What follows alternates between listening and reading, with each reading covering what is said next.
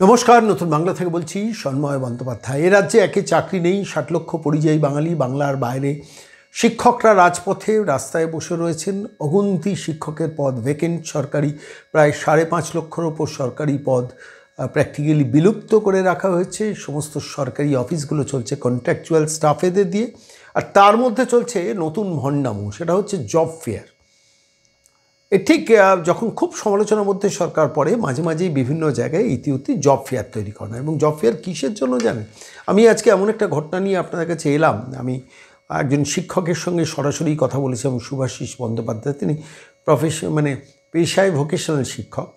বলছিলেন উত্তর 24 পরগনা জেলায় আবার 12ই ডিসেম্বর জব ফেয়ার হচ্ছে, বা আজকে যখন এই প্রতিবেদন দেখছেন তার পরের দিন জব ফেয়ার হচ্ছে, এবং সেটা উত্তর 24 পরগনার অশোকনগরের নেতাজি শতবার্ষিকী বিদ্যালয়। নেতাজি শতবার্ষিকী বিদ্যালয়, সেখানে জব ফেয়ার হবে।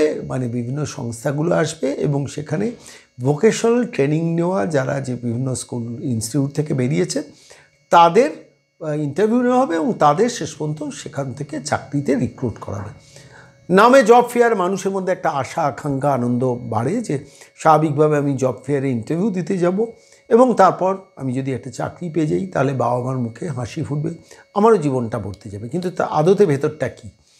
আমি সরাসরি ভোকেশনাল শিক্ষক তার সঙ্গে ভোকেশনাল ইনস্ট্রাক্টর বল্লকের সঙ্গে কথা বলছিলাম। বলেন যে গতবারও সন্মবাবু এরকম করা হয়েছে, এর আগেও এরকম করা হয়েছে জব ফেয়ারের নামে। জব ফেয়ারে যখন ইন্টারভিউটা দেওয়া হয়, দেওয়ার পর হয়তো দেখা গেলো কোনো একটা হোটেলে ওয়েটারের কাজ দেওয়া হচ্ছে। বলুন তো, কারিগরি শিক্ষা নিয়ে একজন শিক্ষক, একটি ছেলে পড়াশোনা উত্তীর্ণ হওয়ার পর সার্টিফিকেট পাওয়ার পর তাদের জব ফেয়ারে ডেকে ইন্টারভিউয়ের নামে একটা হোটেলের ওয়েটারের কাজ। সুভাষবাবু বলছিলেন যে আমরা সরাসরি বলেছি আপনারা হিসেবটা দিন যে গত কয়েক বছরে আপনারা এই জব ফেয়ারে কতজনকে কাজ দিয়েছেন এবং কোথায় কোথায় কাজ দিয়েছেন। আমরা আমাদের তরফ থেকে বলেছি কোথায় কোথায় কাজ দিয়েছেন বলুন।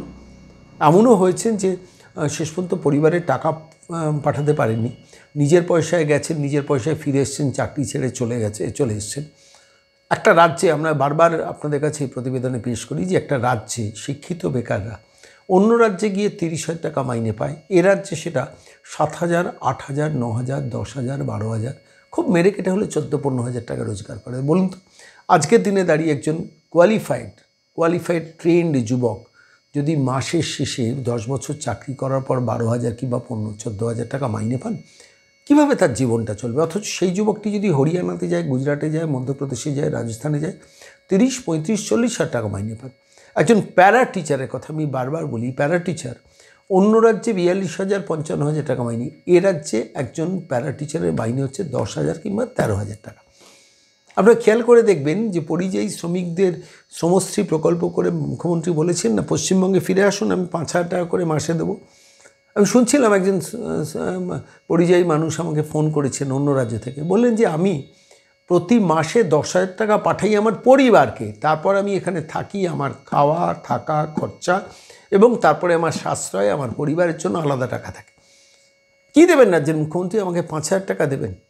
আমার পরিবারের জন্য আমি মাসে এখান থেকে প্রতি মাসে 10,000 টাকা পাঠাই, তারপরে আমি আমার এখানে সংসার চালাই, পরিবার পরিজন নিয়েও আমি এখানে থাকি, আমার একটা পরিবার এখানে আছে, বৃদ্ধ বাবা মা বাড়িতে আছেন, আত্মীয় স্বজন আছেন, তাদের জন্য আমাকে মাসে টাকা পাঠাতে হয়। আর রাজ্যের মুখ্যমন্ত্রী আমাদের রেট মারছেন যে আমাদের 5,000 টাকা দিলে আমরা নাকি পশ্চিমবঙ্গে ফিরে আসবো। তাও এখন দেওয়া হয় না, সেটা 1 মাস দিয়ে বহু মানুষ ফোন করছেন যে আর টাকা পান না। যারা কয়েকজন বা মুখ্যমন্ত্রীর কথা শুনে বিশ্বাস করে আবেদন করেছেন পশ্চিমবঙ্গে থাকা লোক, তারা আবার পশ্চিমবঙ্গের বাইরে চলে যাচ্ছে।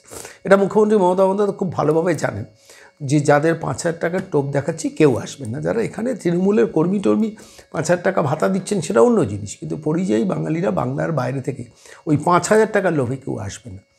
আমরা বলেছিলাম, কয়েকদিন আগেই একটা বিশেষ প্রতিবেদন পেশ করেছিলাম যেখানে কন্ট্রাকচুয়াল শিক্ষকরা, আমি বলছি কম্পিউটারে শিক্ষকরা, তাঁদের এজেন্সির মারফতে 7,000 টাকা মাইনেতে রেখে দেওয়া হয়েছে।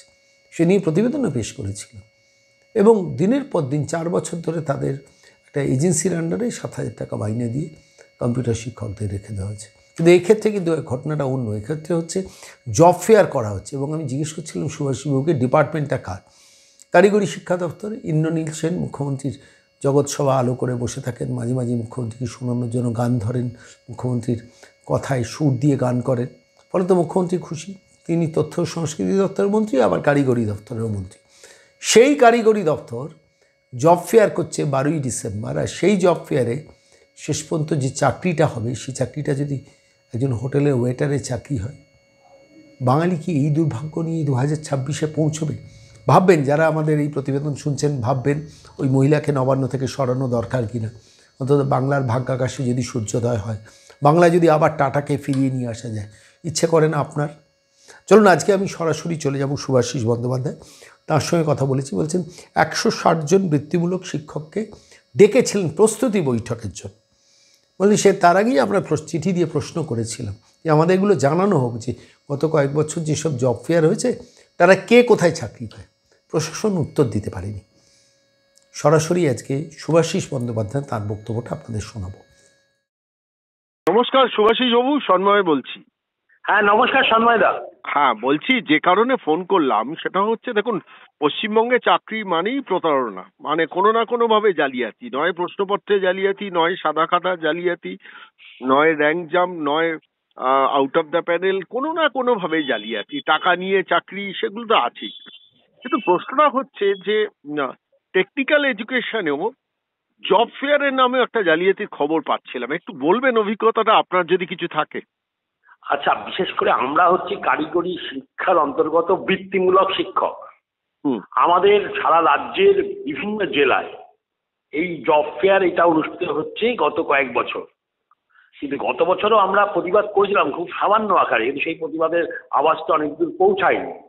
এবারে আমরা গত 24 তারিখ অশোকনগরের নেতাজি সুভাষচন্দ্র বসু শতবার্ষিকী মহাবিদ্যালয়ে আমাদেরকে জব ফেয়ারের নামে মিটিংয়ে ডাকা হয়, যারা আমরা বিভিন্ন ভিটিসির শিক্ষক বা হেডমাস্টার মশাই, প্রিন্সিপাল, তাদের। সেখানে আমরা যখন যাই, আমরা প্রথমেই দেখি চরম অব্যবস্থা, কোনো কিছু নিয়ম কানুনের বালাই নেই। তারপরে যখন শুরু হয় মিটিং, তখন আমরা প্রথম প্রশ্ন করি যে গত বছর যে সমস্ত ছাত্রছাত্রীদের আমরা জব ফেয়ারে নিয়ে গিয়েছিলাম তারা কোথায় আছে, তাদেরকে আমরা দেখতে চাই, আর তারা কি ধরনের চাকরি পেয়েছে সেটা দেখতে চাই। তখন বলেন যে কেন? আমরা বললাম আমাদের কাছে যে নির্দিষ্ট তথ্য আছে, তাদেরকে নানা প্রতিশ্রুতি দিয়ে নিয়ে যাওয়া হয়েছে, কিন্তু 10,000 11,000 টাকা বেতন দিয়ে হোটেলের বয়ের কাজ করানো হয়েছে, এবং তাদের অনেকেই ফিরে আসতে বাধ্য হয়েছে। এবং এও শুনলে অবাক হবেন যে তাদের ফিরে আসার টাকাটাও তাদের বাড়ি থেকে প্রোভাইড করতে হয়েছে। এইরকম একটা অবস্থায় আমরা যারা এই ভোকেশনাল শিক্ষক প্রশিক্ষক আছি, আমরা পড়েছি মহাবিপদে। তার কারণ গার্জিয়ানরা সামনে আমাদের পান, আমাদের উপরে মানে অসম্মানের কোনো ই নেই। এই সরকারটার জন্য প্রতি পদে পদে পদে এই শিক্ষক প্রশিক্ষক শিক্ষাকর্মীরা অসম্মানিত হচ্ছেন। না আছে আমাদের ভাতার কোনো ঠিক ঠিকানা, তাতে অসম্মানিত হচ্ছে দীর্ঘ 18টা বছর ধরে। আর এবার এই জব ফেয়ারের নামে এরা যা শুরু করেছে, আমরা বলেছি এইটা করছে কি, তখন আমাদেরকে আমাদের যে নোডাল সেন্টার অর্থাৎ যে পলিটেকনিক কলেজগুলোর তার প্রিন্সিপালরা বলেন যে এটা দেখছে জেলার এডিএম স্কিল। আমরা বলি যে ঠিক আছে, আমরা আপনাদেরকে যথাযোগ্য সম্মান দিয়ে বলছি আমরা আমাদের, এবং আমরা অবাক হয়ে দেখি যে এই হাউসে যারা উপস্থিত ছিলেন শিক্ষক প্রশিক্ষক তারা বিভিন্ন সংগঠনের, কিন্তু সেদিন তারা সবাই মিলে আমাকে সমর্থন করে। এবং তারা বলেন আমাদের যে দাবি ছিল যে 5 জন এডিএম স্কিলের সঙ্গে বসবেন, একটা শ্বেতপত্র প্রকাশ করুক সরকার, যেখানে বিভিন্ন জেলায় এই ছেলেমেয়েরা কোথায় আছে, কোথায় চাকরি করছে, কি তাদের বেতন, এই সমস্তটা পরিষ্কার করা হোক। আমাদের এটাই ছিল দাবি। এবং আমাদের এই উত্তর 24 পরগনা জেলায় প্রিন্সিপাল তখন বলেন যে তাহলে আপনারাই চিঠিটা করে। আমরা বললাম যে আপনার থ্রু আমরা চিঠিটা করতে চাই। উনি তখন আমাদের ঘাড়ে ফেললেন। তা সত্ত্বেও আমরা বলছি ঠিক আছে। আমরা তখন আমাদের জেলার যে ডিএম অফিস, সেখানে এডিএম স্কিলকে চিঠি করি, এবং সেই চিঠিতে পরিষ্কার করে আমরা বলেছি যে 5 জনের সঙ্গে এডিএম স্কিলকে বসতে হবে, তাদেরকে এই শ্বেতপত্র প্রকাশ করে বলতে হবে যে বিগত দিনে এই ছেলেমেয়েরা কোথায় চাকরি করছে, কত টাকা বেতন পাচ্ছে, এবং কি তাদের ভবিষ্যৎ। শুভাশিস বাবু, একটা প্রশ্ন, এটা কিন্তু ওয়েস্ট বেঙ্গল টেকনিক্যাল এডুকেশনের অধীন পুরো ব্যাপারটা? হ্যাঁ হ্যাঁ হ্যাঁ। কারিগরি শিক্ষা দপ্তরে এখন মন্ত্রী হচ্ছে ইন্দ্রনীল সেন। আর প্রত্যেকটা জেলা প্রশাসনের তরফ থেকে বোধহয় এই জব ফেয়ার তৈরি, জব ফেয়ার ডিএমরা দেখছেন, এডিএমরা দেখছেন। আবার কি এবার জব ফেয়ারের নামে নতুন করে জব ফেয়ার করার ডেটটা কবে ফাইনাল হয়েছিল? উত্তর চব্বিশ পরগনা জেলায় 12 তারিখে ফাইনাল হয়েছিল। 12ই জানুয়ারি। 12ই জানুয়ারি মানে সেখানে জব ফেয়ার হবে। এবং গত বছর যে 12ই ডিসেম্বর। 12ই ডিসেম্বর। গত বছর জব ফেয়ারটা কোথায় হয়েছিল? গত বছর জব ফেয়ারটা হয়েছিল আমাদের পলিটেকনিক কলেজ সাথে, যেটা আমাদের নোডাল সেন্টার। এবার তা করেনি। এবার পলিটেকনিক কলেজটা কোথায়? এটা হচ্ছে Berachampa polytechnic college. Berachampa polytechnic কলেজে এদেশি বোস পলিটেকনিক কলেজ। এই ধরুন আমি একটা উদাহরণ জিজ্ঞেস করছি যে শুধু উত্তর চব্বিশ পরগনা জেলা থেকে এই টেকনিক্যাল এডুকেশন নিয়ে পড়াশোনা প্রতি বছর কতজন করে?